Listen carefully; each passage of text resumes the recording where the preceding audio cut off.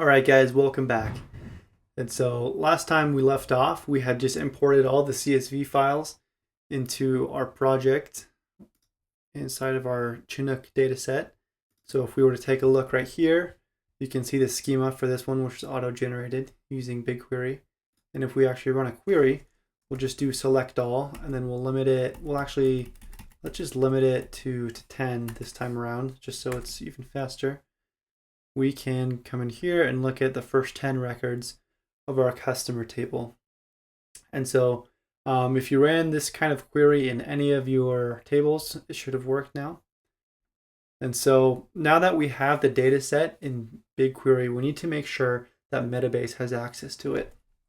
And so we're going to need to mess around here and with the permissions in a second. Whoops, didn't want that to pop up. And so we'll come to Metabase now. And the way that we add a database is we click on this button right here. This will open up actually in the admin. Here, let me just go around right here. So now we're in the admin view. This is where we can mess around with permissions, performance, things like that. Have a lot more granular control over what's happening in the back end of our application. And if you want to view a database and manage it, this is where you would go. You can see here's where we would remove a database. If you can see that if you have a database that has questions with it, this will pop up right here. Do you want to delete these questions, things like that? You can sync the database schema and rescan the fields. But we're not going to be messing with the sample dates very much. And so we'll come in here again and add database. And the first field that pops up is going to be the database type. Ours is Google BigQuery.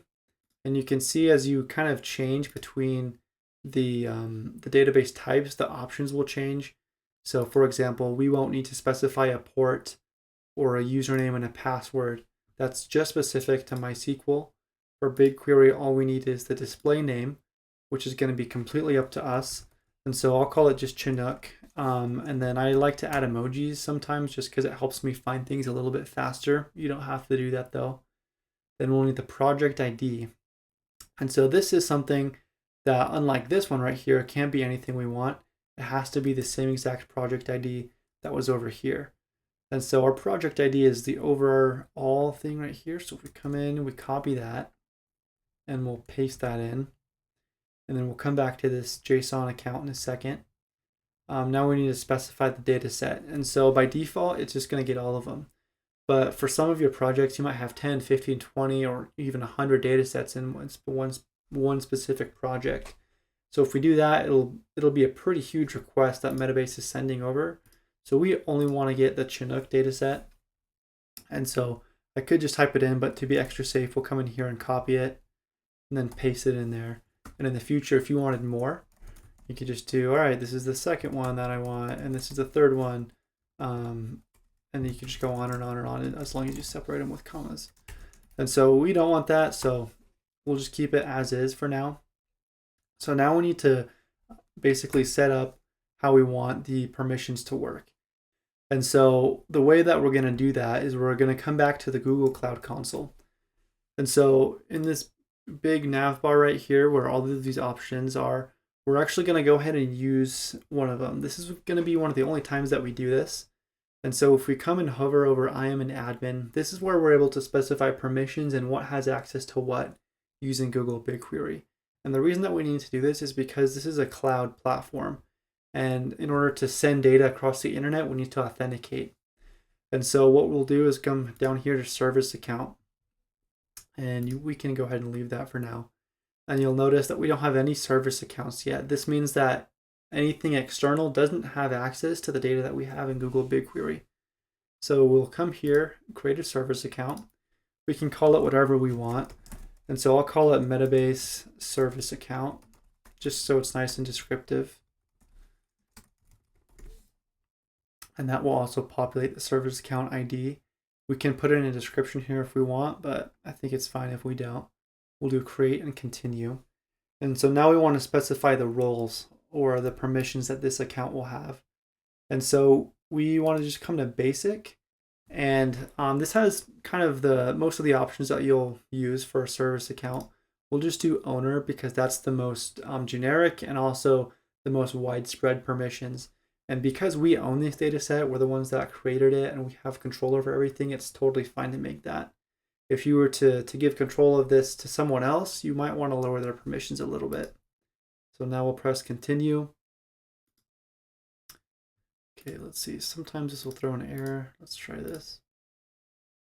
All right, there we go. And so this is an optional to grant users access to the service account. Since we're not granting anyone access, it's totally fine if we just press done. And now we should get this popped up. We'll get this toast message saying that there was no change.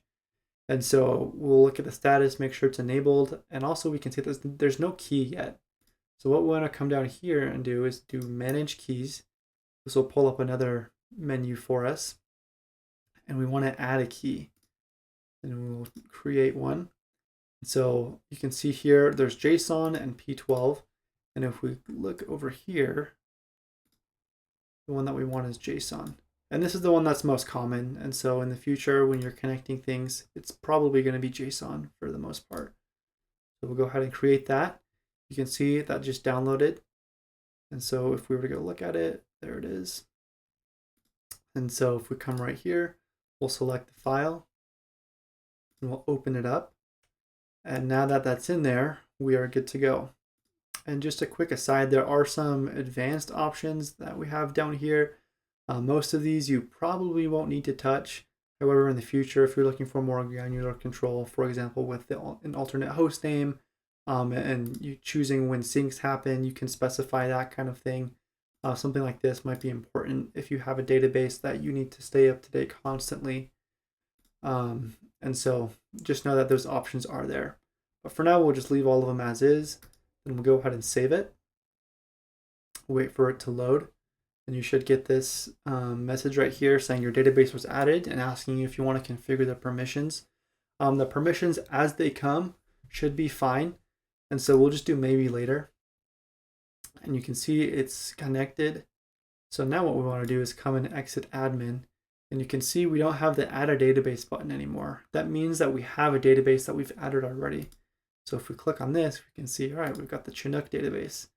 And all of a sudden you can see, hey, we've got all of our tables here that are exactly the same as they were in here. So if we come over here, remember we come back down to BigQuery and we can either go up to Studio or we can just click this and there we go. And so we'll open the Chinook dataset again and go ahead and look at the tables. We can see album, artist, customer, employee, genre, and we'll roll over to here.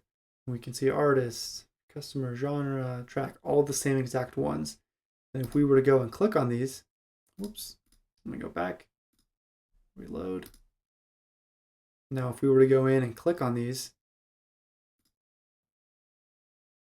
it should populate with the data. I think the reason that it first threw an error is just because sometimes it takes a little bit. And we can go in and we can open up the editor and actually visualize some things. And so we can come over here and do the visualization. We could, I think with this one, there's not a whole lot of visualization that we could do. But yeah, so now that this is connected, we can explore things. Remember, if you think back to the x-rays that we had originally, we can even do an x-ray and it will generate an x-ray for, I think this one is an invoice. So it will show us a total, the invoice added in the last 30 days. That should be zero, yeah. Sometimes it's not as intuitive or it doesn't pick up on the data as well for the x-rays. So be careful using them because a lot of the time they're not as accurate as some of the dashboards and cards that you will create for yourself.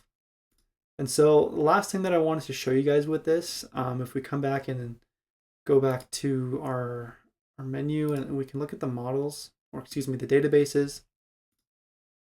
And so if you look, we can learn about this table and it will show us all of the fields. And it already picked up on a lot of the field types. The data types are pretty easy for it to pick up on, of course, like the integer and text, things like that. But what you'll notice is like for name, for example, it says, hey, this is a name right here. The company is actually a company. That's a certain type of field in Metabase. As well as city, state, it didn't pick up on. It does have a state one that we can change. So if we look at state, we can come in here and say, hey, where is state? It's not just a category, that is actually a state. And so a lot of the times when we import data, it won't pick up on everything. But the reason that we want to make sure that these are correct are just so that when we're doing a visualization, for example, with a map, it won't be able to pick up on this as easy if we don't tell Metabase, hey, this field that's this state field is actually a type of state. So that will make it really, really easy to generate maps, for example, postal codes. It will help us to visualize things like with that. And some of them we obviously don't need to specify more. For example, with like support rep ID, that's just a category of type integer. And so go in and take a minute and just kind of inspect some of the tables that you've got, because it's different every single time. But if you look and you can look at the fields, you can see, okay, this one's pretty good. It's got the entity name, but we also don't have a field type for the artist ID. That's actually pretty important because that's a primary key. So we can go ahead and click entity key. And so that's how that works. And sorry, this is kind of turning into a longer video. The last thing that we wanted to do is I just wanted to show you guys the question builder here. So if we click on, let's do track, for example. So this is where we're going to do the bulk of the work when we're building tables later on in the course. So if we click on track, we can actually preview this and it will show us just basically the raw data at this point. And so we can see here, okay, cool. For example, let's just look at the average song length in milliseconds. So we will summarize and we'll do average of, and then we can see milliseconds. And so if we visualize that, it should show us the number. So this is the average number in milliseconds. And we'll get into this more later, but we can customize how we want it to look, the separator style, things like that. We could add a suffix if we want. If this was a dollar amount, we could add a prefix, or even just do it like this, currency. This obviously isn't a dollar amount, but what we just did is we gave Metabase access to all this data. So now we can go in and we can do things like this, where we get the average of fields and columns, and we can create other really unique visualizations. And so that's how we connect our data into Metabase using Google BigQuery. I'll see you guys in the next video.